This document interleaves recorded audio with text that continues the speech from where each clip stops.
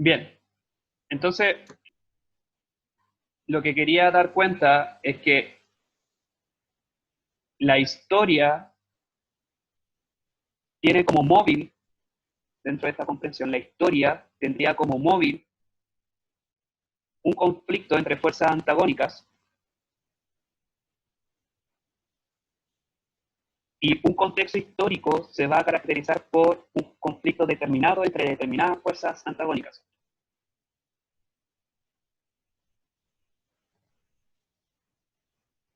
Siempre en referencia a las condiciones materiales de la existencia, es lo que de alguna forma se condensa en la idea de materialismo histórico.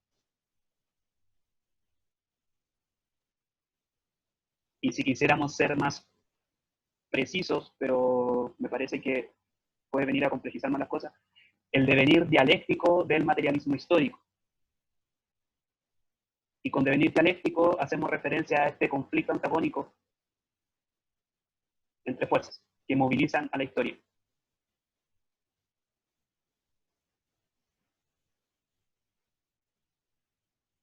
Y que claro, este conflicto entre fuerzas se opone quienes creen, digamos, se podría decir, en el, en el telos de la historia, algo así como el destino ineludible de la historia, este conflicto de fuerzas algún día será resuelto. ¿Sí? Es lo que Hegel, si ustedes quieren, reconoce como el fin de la historia. Cuando se logra algo así como una correspondencia absoluta entre la naturaleza y el espíritu. Pero, bueno, ese es otro tema. Y bueno, hay algunos liberales, como Fukuyama, ¿no?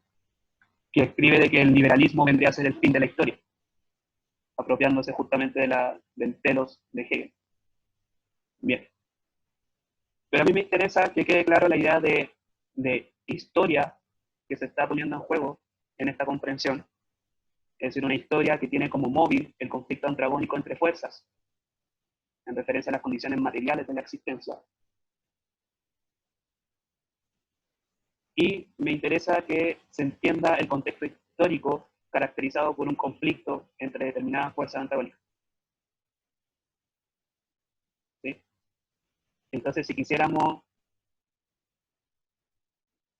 hacer, digamos, el ejercicio inverso de la manera en cómo partimos, las cualidades del conflicto histórico, o sea, las cualidades, ¿sí?, del conflicto que caracteriza un contexto histórico, va a permear en las relaciones sociales, por ende va a permear en la producción de subjetividad, por ende va a permear también en la producción de realidad.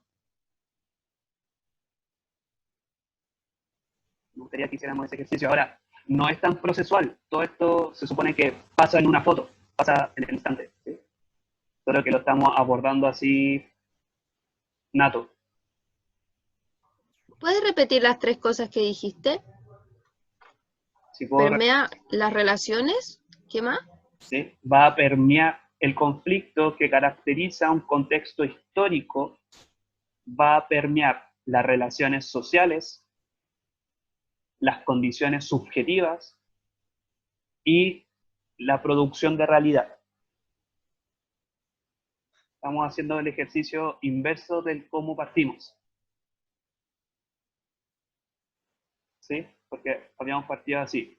La realidad no existe realidad objetiva, sino es un proceso de construcción por parte de un sujeto. El sujeto es un proceso de construcción que se da en y desde las relaciones sociales. Las relaciones sociales a su vez están situadas y son mediadas por el contexto histórico. Las formas y contenidos de las relaciones sociales van a estar situadas y son mediadas por el contexto histórico que se caracteriza por un conflicto antagónico entre fuerzas respecto a las condiciones materiales de la existencia, un conflicto antagónico de fuerzas que debería ser como el móvil de lo que se entiende como historia. ¿Sí? Ahora, ¿cómo vendría a ser esta?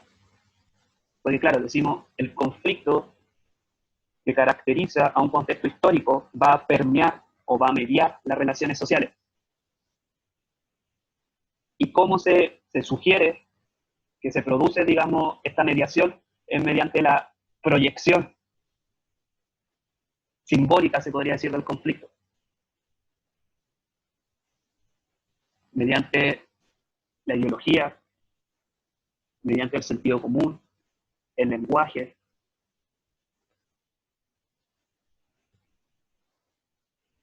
Es lo que, si mal no recuerdo, alguna vez dijimos, hay una tesis de Marx, la tesis sobre Feuerbach, dice, todos los sólidos, es decir, este conflicto que es tan material, todos los sólidos se desvanecen en el aire. Comienzan a haber proyecciones, se podría decir, simbólicas, ideas, significados, sentidos, si ustedes quieren, en correspondencia a las características del conflicto histórico.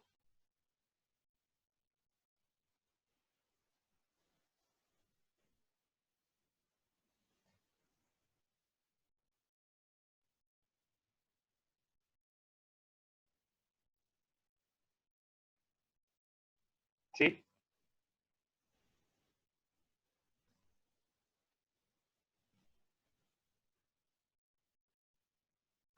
Y esto, de alguna forma, es bien...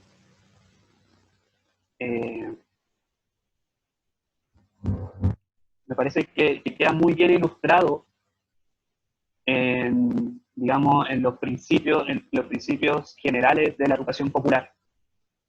Esta comprensión de realidad.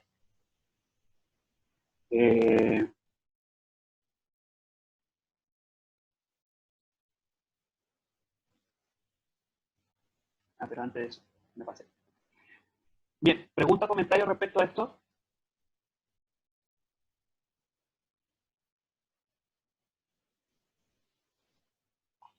Entonces, bajo este marco de comprensión respecto a la realidad, respecto a las condiciones subjetivas, respecto a las relaciones sociales, etcétera, bajo este marco de comprensión es que Jaime va a situar, digamos, la tradición de amplificación sociocultural, ¿sí?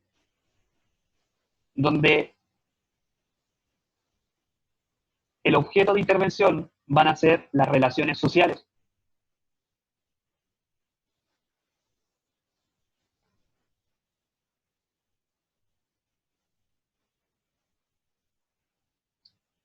Si se dan cuenta, en todas las tradiciones, tanto de la perspectiva triádica como de las perspectivas diádicas, se tiene como objeto de intervención las relaciones.